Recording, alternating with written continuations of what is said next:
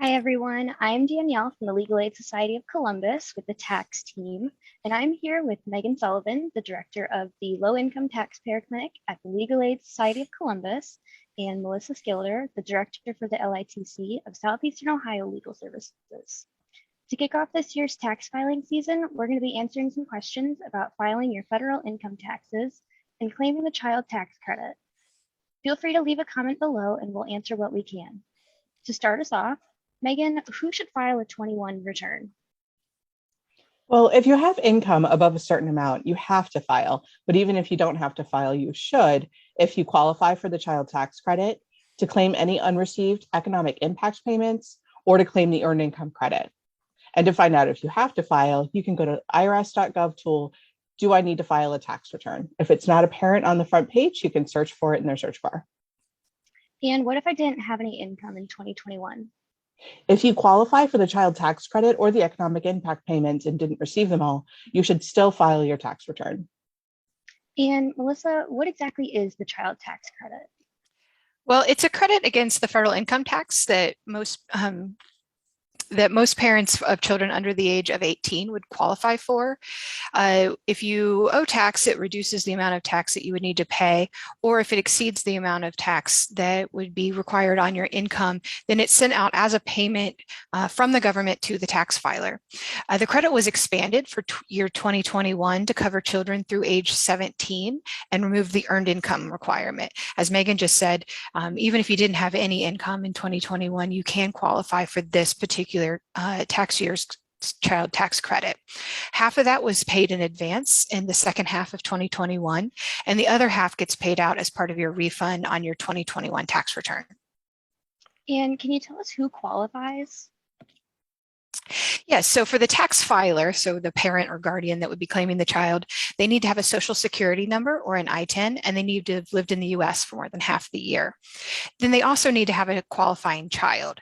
A qualifying child is someone that you're able to claim as a dependent on your tax return. And so generally for parents, that's going to be a child that lived with them for more than half of the year. With separated parents, they can, between the two of themselves, agree on which parent is going to claim the child. But so it's the parent that actually claims the child on their tax return. And specifically, the child has to be their child, son or daughter, sibling, grandchild, niece or nephew, or descendant of those. The child has to be under the age of 18 and have a social security number that's valid for work. Finally, the child cannot have provided more half of their own support. And so this has to be, you have to meet all of those qualifications in order to get the child tax credit. And if someone didn't get the child tax credit in advance, does it mean they're out of luck? No, all they need to do is file a 2021 tax return. And this is true whether or not someone else received advance payments for this particular child or not. So if parent A claimed the child in tax year 2020 and was getting the advance payments, and parent B is able to claim them on their 21 tax return, that parent B can go ahead and file an accurate return and claim the credit. And why we have you, we're recommending that people file electronic tax returns this year.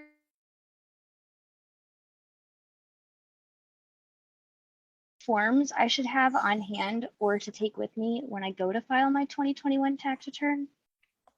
Yes, I mean, first you'll take your normal W-2s and 1099s if you have them, those income reporting forms. But then the IRS has also sent out additional letters this year reporting the payments that were made for the child tax credit and for the stimulus payments. So for the child tax credit, they sent out IRS 6419, and for the economic impact payments, they sent out IRS 6475. And you'll use the numbers on those forms or the numbers that you get from the child tax credit portal or your IRS account to report how much you received and calculate the right amount of credit on your 2021 return.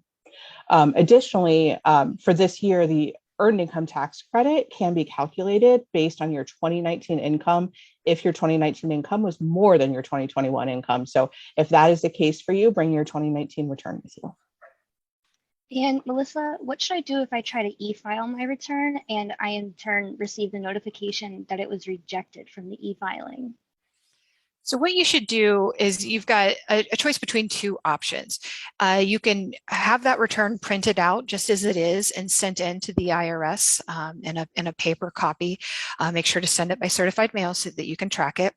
Or if you're able to identify what the issue is with the return, typically when these e-filing returns get rejected, it's because a social security number that's on the return has already had a different return filed listing that social security number. So typically in this case, it's going to be a dependent has been claimed by somebody else.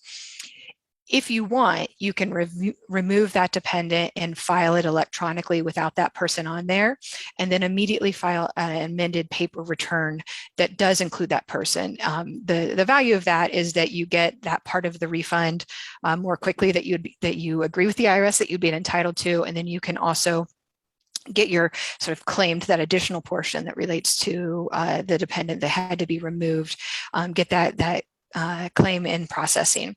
If you choose to go this route, you're going to want to write superseding return at the top of the first page so that the IRS knows that they have another return on file for you, and mail it via certified mail.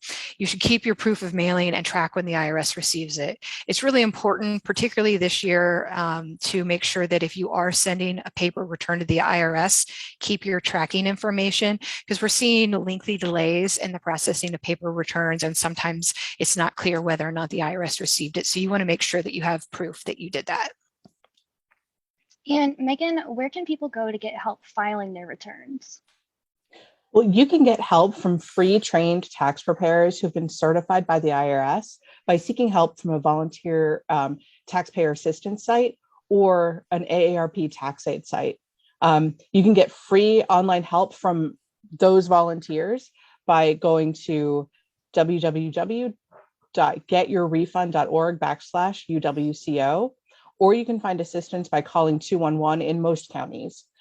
You can also search for a site if you want in-person preparation at irs.treasury.gov/free tax prep. Some of those services will start early next week or in early February, and the site for free tax prep starts updating in February.